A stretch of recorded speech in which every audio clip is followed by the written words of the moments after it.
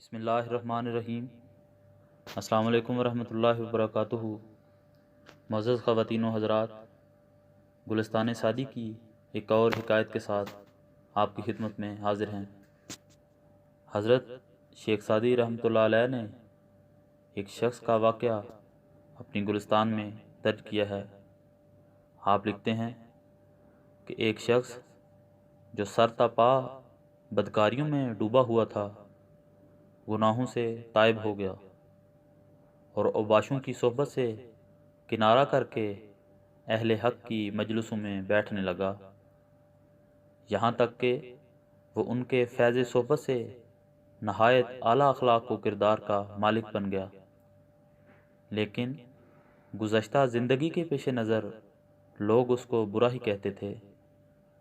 وہ بیچارہ لوگوں کے طعنوں سے تنگ آ کر اپنے امیر طریقت کی خدمت میں حاضر ہوا اور کہا کہ ان لوگوں کی زبان درازی نے میرا جینا دوبار کر دیا ہے۔